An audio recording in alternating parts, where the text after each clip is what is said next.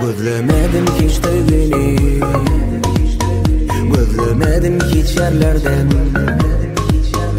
Ünhadur olumumda, men düşümde hoşumda. Ah bilmen, men bilmen, nirelerde ol bilmen. Yanım men, yeka sevgin alıp çıkabilmen. Gel aytir, derdime derman bolay deyip.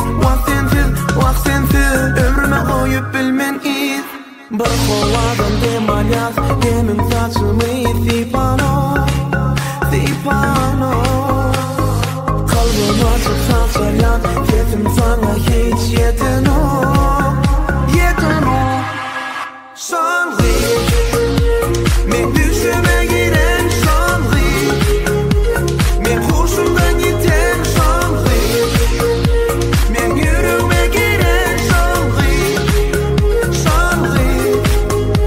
Bugün yine sen düşümde, gördüm kara gözlerimi. Gününden geçen günler arttırdı men derdimi. Ah bilmen, men bilmen, nirelerde ol bilmen. Yanım men, yeka sevgin alıp çıkabilmen. Gel aytir, derdime derman bolay deyip. Vakt sensiz, ömrüme koyup bilmen id. Bir kovadan demalyak, demin saçımı sipano. Kalbim açık salçalayan, sesim sana hiç yeten o. Sanri, men düşüme giren sanri. Men hoşumdan giten sanri. Men yüreğime giren sanri. Gülülemde gitme, menin yanımda. Düşümde del hoşumda, ol sen yanımda.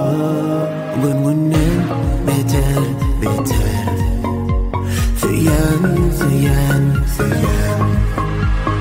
Bir kovadan demalyak, demin saçımı sipano. Kalbim açık salçalayan, sesim sana hiç yeten o.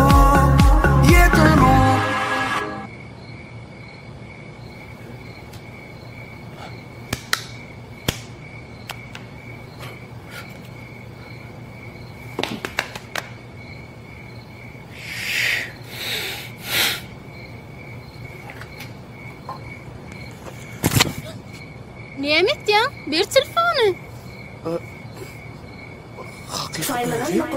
Sanri, men düşüme giren sanri. Men hoşumdan giten sanri. Men yüreğime giren sanri.